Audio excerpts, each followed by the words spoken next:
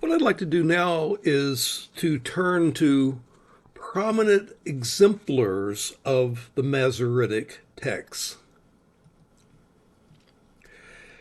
The first exemplar is the traditional text that has been widely used since the invention of the printing press, and that is the Rabbinic Bible.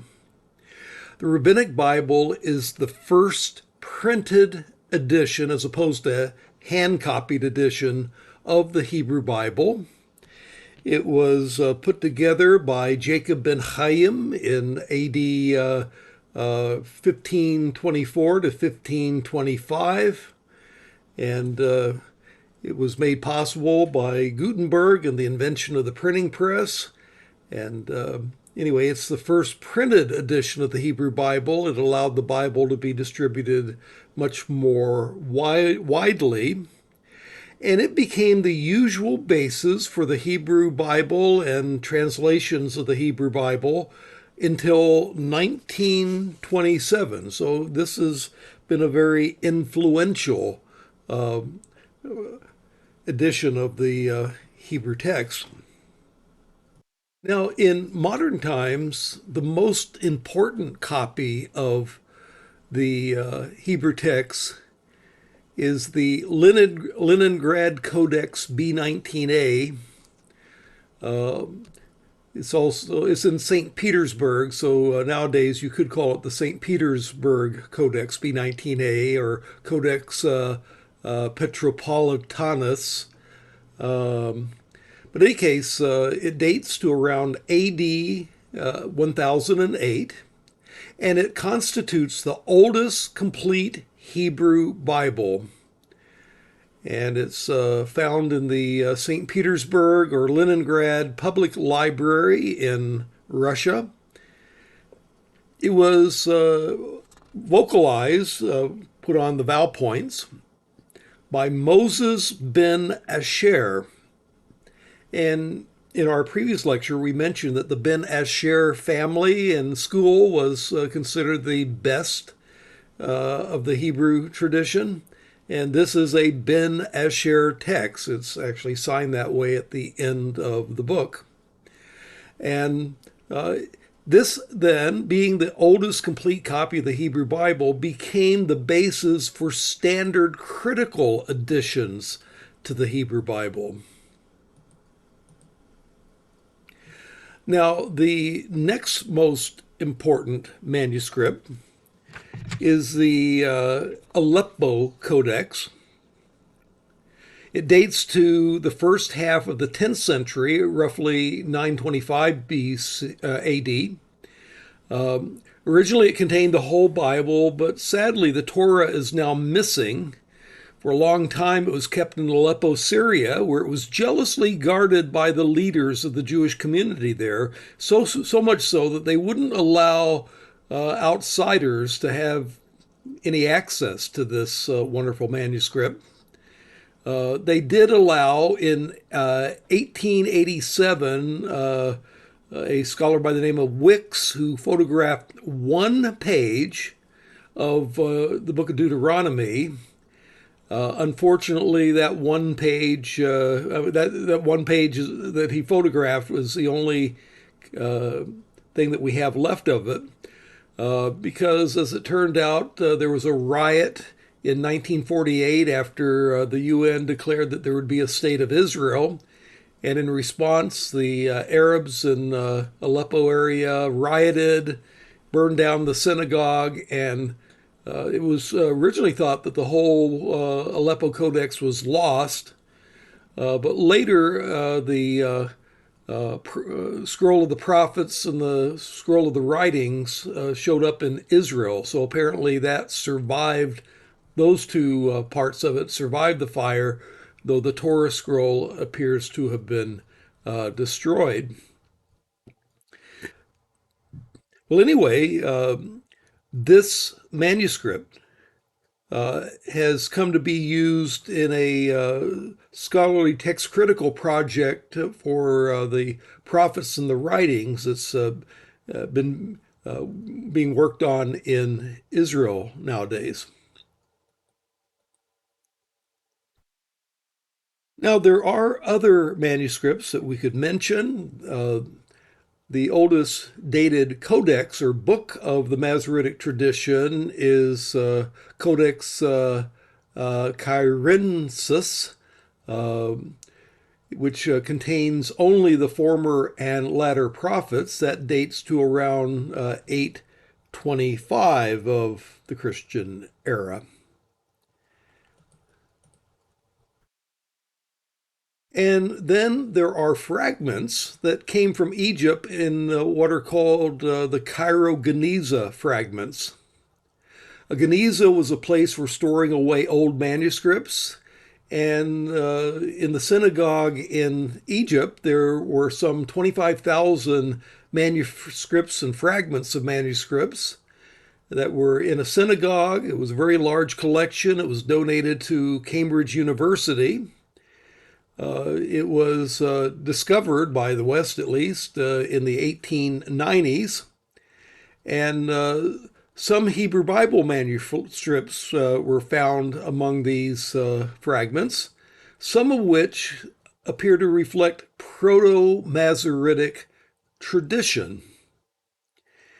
And there are so many of these manuscripts, and it's very tedious to study them, and it hasn't been studied all that well yet. But nonetheless, they are among the manuscripts that are of value in doing textual criticism, and over time they will be more and more used. Now, let me go to a Proto Masoretic manuscript, or Proto Masoretic manuscripts, as it were, things that predate the work of the Masoretes. And one of these is really not a text of the Old Testament per se, but nonetheless it has a quotation of either the Bible or what preceded the Bible. The Katif Hinon silver amulet dates to the 7th century BC, and it's the oldest extant portion of a biblical text found to date.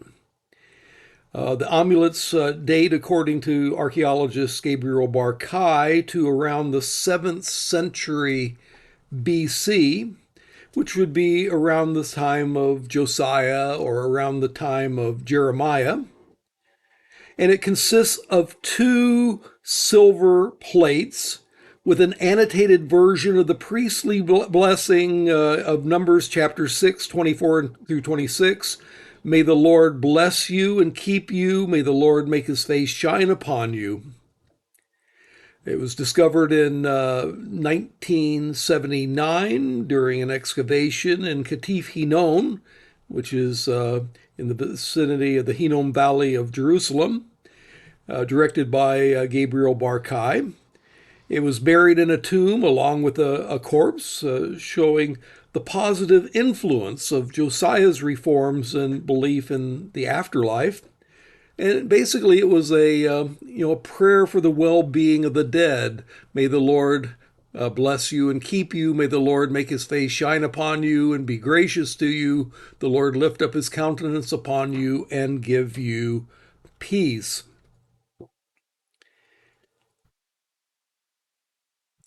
Now, another early manuscript, a Proto-Masoretic fragment, is the Nash Papyrus. It's the next oldest fragment of any Old Testament text outside of the Dead Sea Scrolls.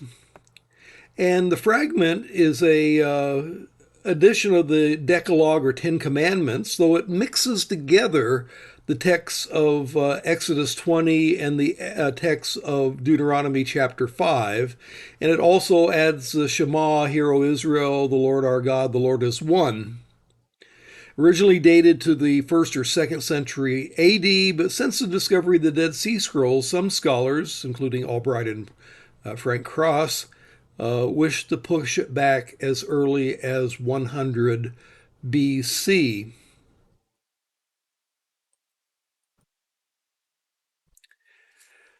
Well, let me go to another Hebrew text, which is important for Old Testament textual criticism, and that is the Samaritan Pentateuch.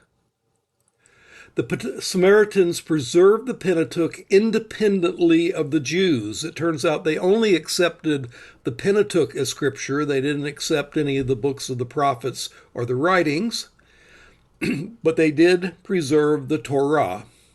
And the texts of the Samaritan Pentateuch then can be used for text critical purposes. And the oldest dated copy of the Samaritan Pentateuch dates to around AD 1200. The Samaritans developed out of the remnant of the northern kingdom and foreign immigrants who came to occupy Samaria.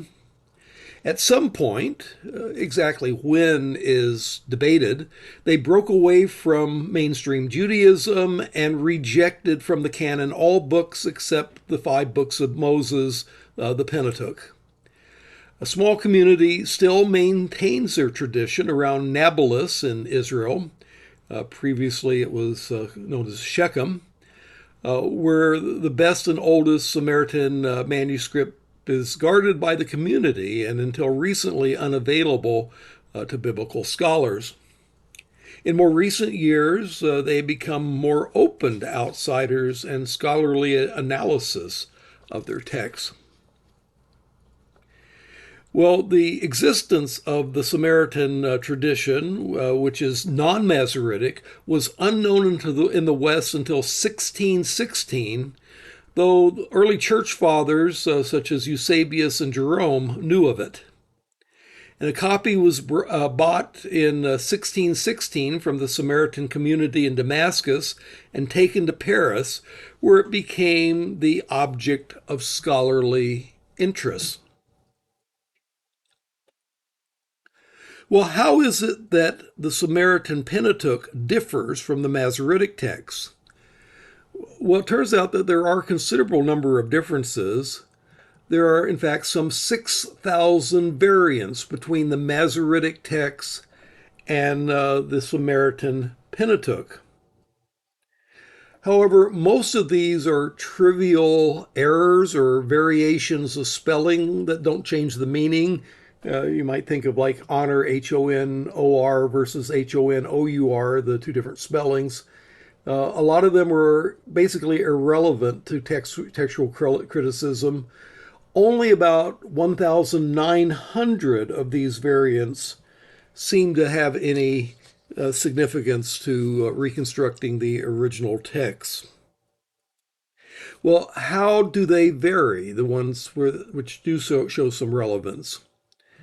Well, some readings seem to imply scribal error on the part of one of the traditions, either so some of them are clearly scribal error on the part of the Samaritans.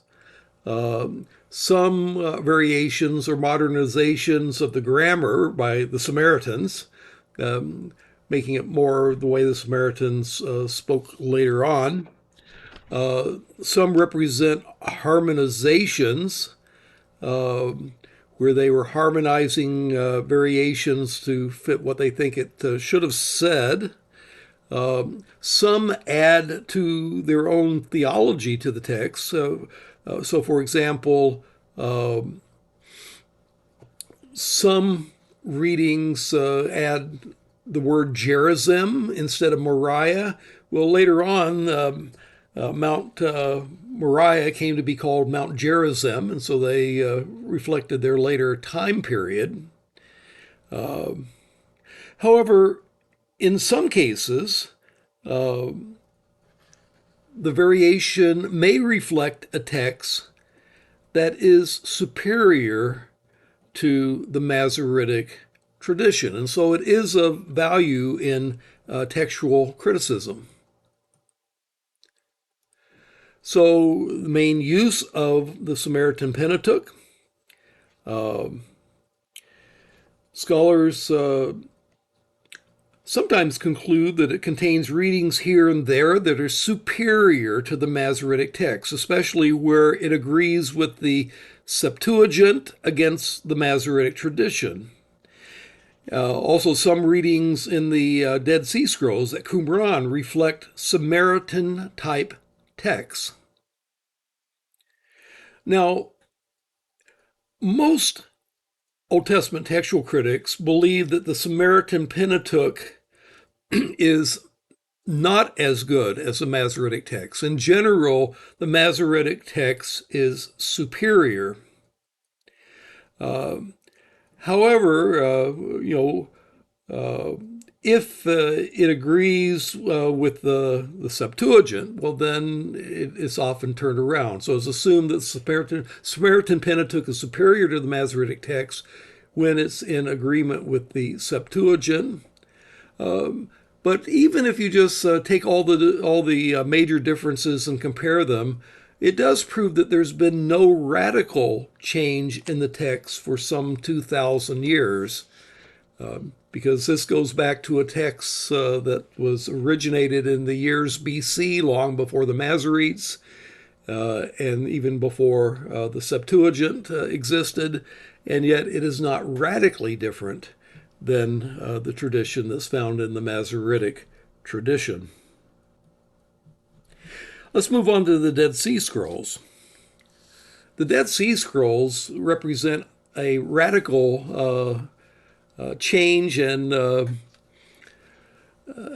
allowing for a renewed interest in textual criticism and new data to work from. They were discovered by a chance toss of a stone.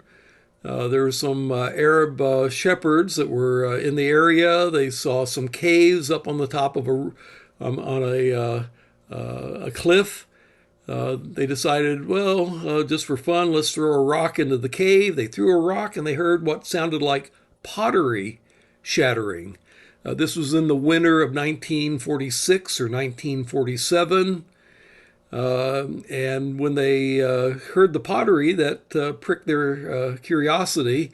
And so they ended up climbing up there and they discovered the first of what came to be called the Dead Sea Scrolls.